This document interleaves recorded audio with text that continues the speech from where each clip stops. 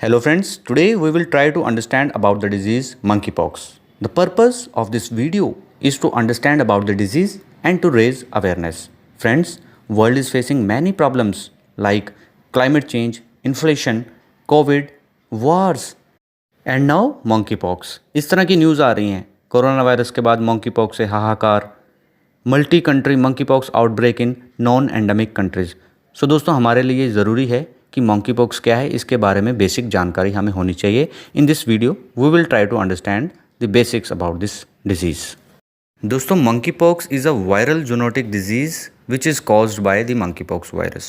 Viral zoonotic disease वो disease होती हैं जो स्प्रेड होती हैं फ्रॉम एनिमल्स टू ह्यूमंस, और we can say which can be transmitted from animals to human beings. Friends, monkeypox is commonly found in Central and West Africa. Means this disease is endemic to this region, particular region, West Africa and central Africa में ये disease commonly अक्सर पाई जा रही थी। इसका first case detect हुआ था 1958 में, जो कि एक मंकी में डिटेक्ट हुआ था, और डेमोक्रेटिक रिपब्लिक ऑफ कॉन्गो में फर्स्ट ह्यूमन केस इन 1970, एक 9 साल के बच्चे में इसको डिटेक्ट किया गया था। हो सकता है इससे पहले भी ह्यूमन बीइंग में हो, बट जब डिटेक्ट किया गया था वो 1970 में किया गया था। और अब बात ऐसी है कि ये नॉन एंडेमिक रीजन्स में भी पाई जाने लगी है, जिसकी वजह से WHO ने वार्निंग अलर्ट रेज किया है। And friends, since 1970 human cases of monkeypox have been reported in 11 African countries, जैसे कि हमने इन्हें सेंट्रल अफ्रीका के कंट्रीज़ और वेस्ट अफ्रीका के कंट्रीज़ में देखा। दोस्तों, सेंट्रल अफ्रीका और वेस्ट अफ्रीका को अलग अलग इसलिए बताया जा रहा है क्योंकि इस मंकीपॉक्स की 2 डिस्टिंक्ट जेनेटिक क्लैड्स हैं जो आइडेंटिफाई की गई हैं। सेंट्रल अफ्रीका की जो क्लैड है, जिसे कॉन्गो बेसिन क्लैड भी कहा जाता है, वो मोर सीवियर, मोर ट्रांसमिसेबल है, मतलब जो थोड़ी ज़्यादा कष्टदायक है और संक्रामक है।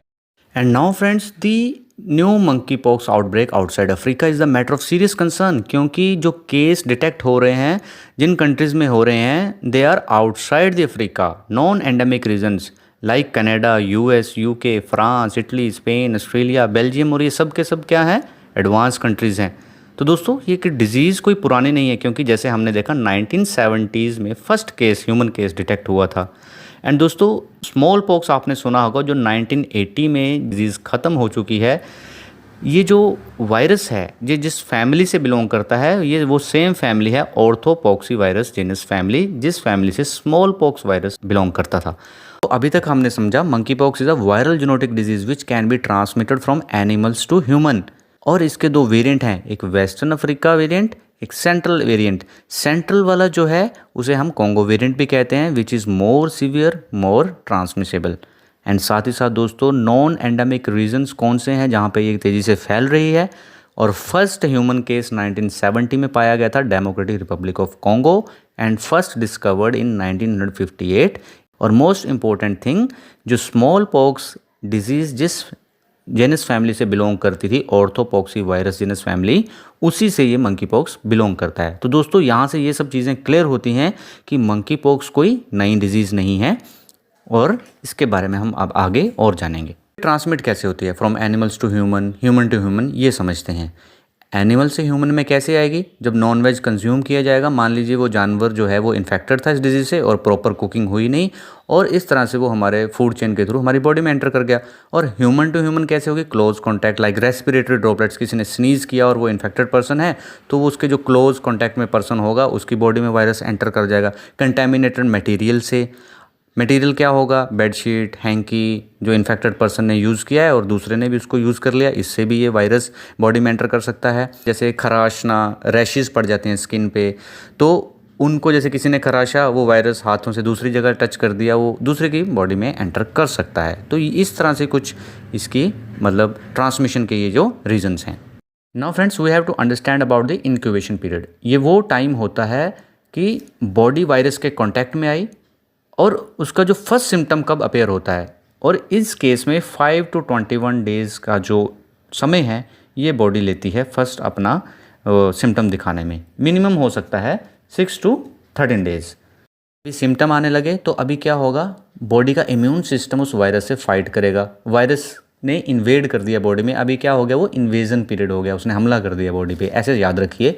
नेक्स्ट, होगा इंक्यूबेशन के बाद इन्वेजन पीरियड। बॉडी पे हमला हो गया और बॉडी का इम्यून सिस्टम रिएक्ट कर रहा है, फिर उसमें क्या होगा, फीवर आएगा, बैक पेन होगी, हेडेक होगी, साथ ही साथ मसल एक होंगी, लैक ऑफ एनर्जी महसूस करेगी बॉडी, और swelling of the lymph nodes, गिल्टियाँ सी बनना शुरू हो जाएंगी। दोस्तों जब इन्फेक्शन से बॉडी फाइट कर रही होती है तो ये नोड्स जो हैं लिम्फ नोड्स से स्वोलन हो जाती हैं।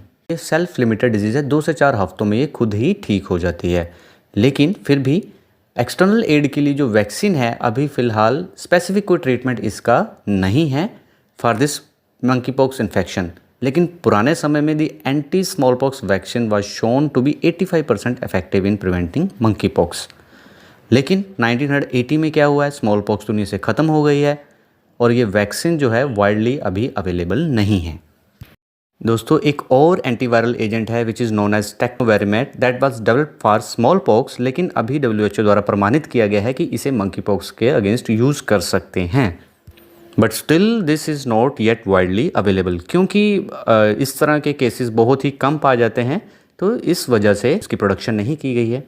तो दोस्तों आई होप कि वायरस के बारे में बेसिक इन्फॉर्मेशन आपसे शेयर की है, आपको समझ में आ गई है। एंड फ्रेंड्स ये भी याद रखना ज़रूरी है कि this disease is a self limited disease, 2 से 4 हफ्तों में खुद ही ठीक हो सकती है अगर इम्यून सिस्टम हमारा अच्छा रिस्पॉन्ड करता है।